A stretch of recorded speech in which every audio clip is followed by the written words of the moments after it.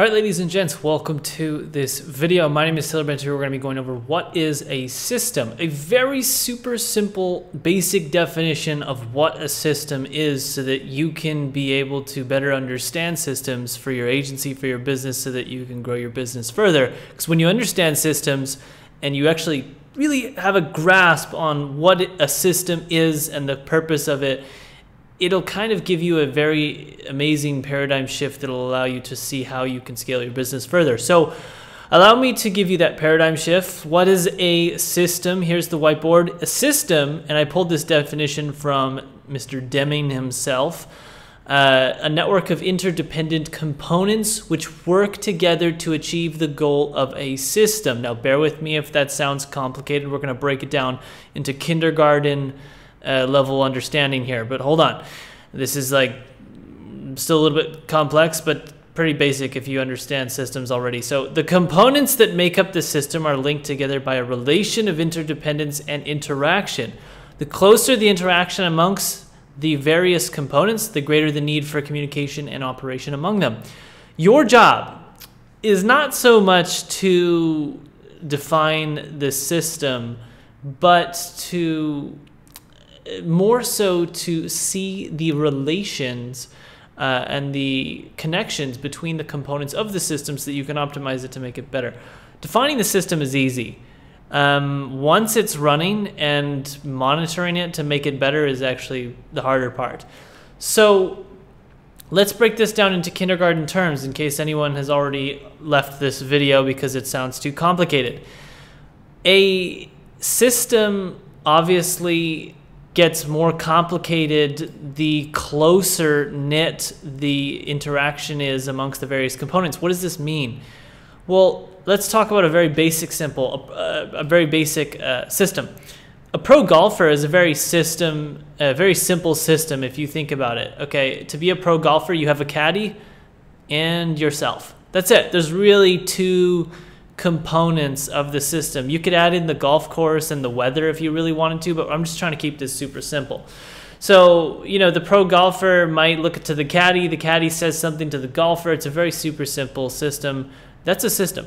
A soccer team is a little bit more complicated, okay? You have 11 players on the field, you have maybe 10 to 20 on the bench, and then you have a coach, an assistant coach, you have a whole network of players that are on the field, and then you have 11 other players, and it gets pretty complicated. There's different positions.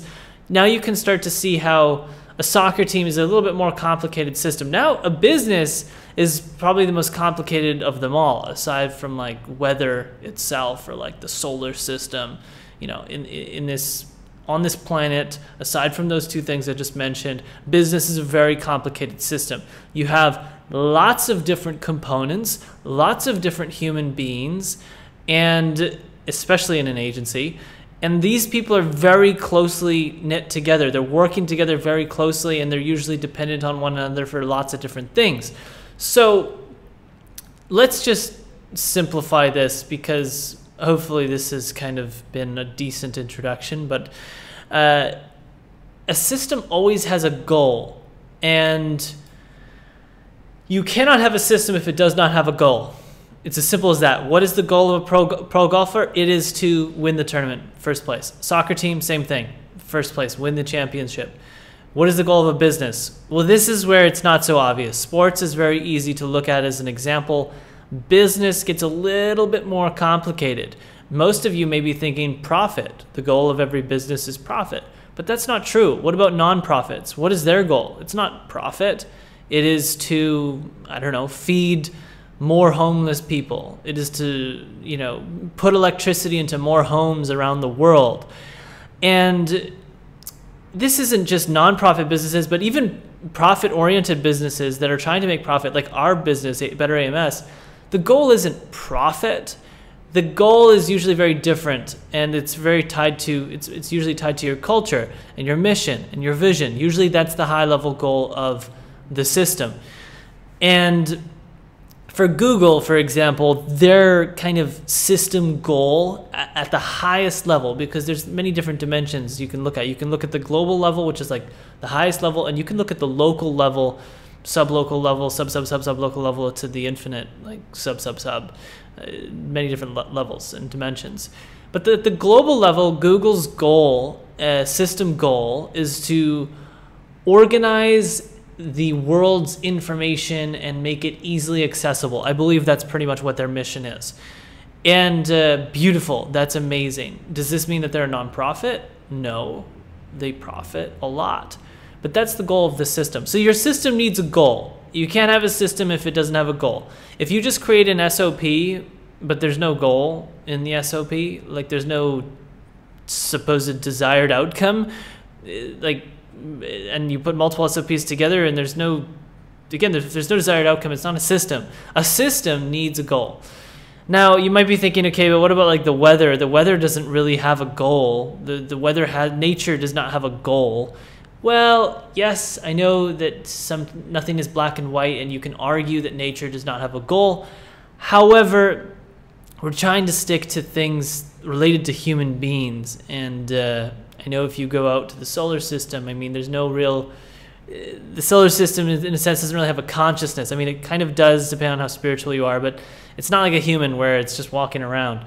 It's basically, you know, atoms and dust and physical material. But anyways, we're getting off track here. So let's talk more about this system and the importance of it. I'm going to give you an example here. So you got to pay attention to the interactions between the components. This is what's most important about the system, in my opinion. Yes, it's important to define the system, okay? So, you know, what is the goal of the system? And then get clear on the components of the system and the dimension that you're going to be looking at, etc.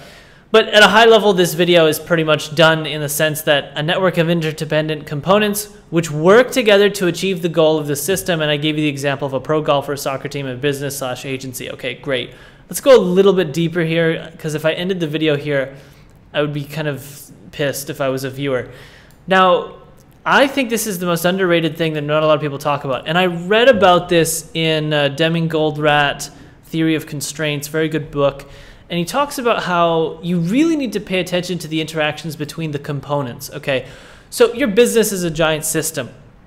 And you, as the agency owner, if you're scaling up and you have, let's just say, 3 or 4 humans on your team, now you have 3 or 4 humans that are interacting together. It's you and 3 other humans. Okay, let's just say it's 4 people, you plus 3 people.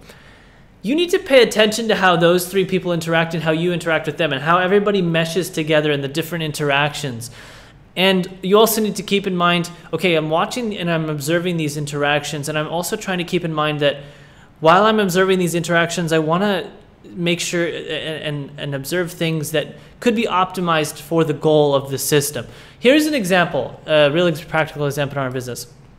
And this is something that was noticed actually months ago, but there's a channel where when we onboard clients, I noticed one of our team members will always ask another one of our team members for certain things. He'll say, hey, can you make a DSP contract for this company? Here's some information on the contract that you'll need, etc. And then Alex will usually Alex will respond because there's something missing in the information that Kyle is giving. And I'm like looking at this and I'm thinking to myself, okay, this will not scale. Right now it's okay. It's not a huge problem because maybe this only happens once a month. But the sooner we address it, the better. And so this is an example of this is multiple interactions. There's 3 humans in this screenshot. There's myself, Alex, and Kyle.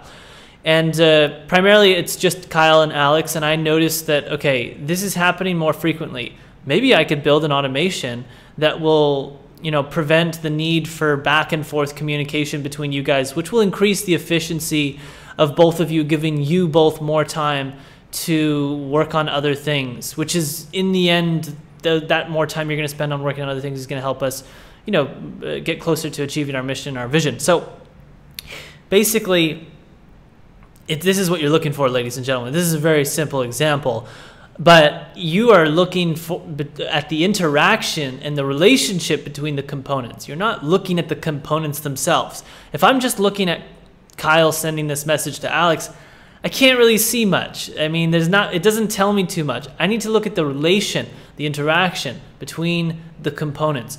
Not only just between the humans, but between the different automations that you build, between the mission and the new people that you onboarded and how they resonate with that mission, between everything, subjective, objective, measurable, immeasurable. When I say immeasurable, I mean like emotions.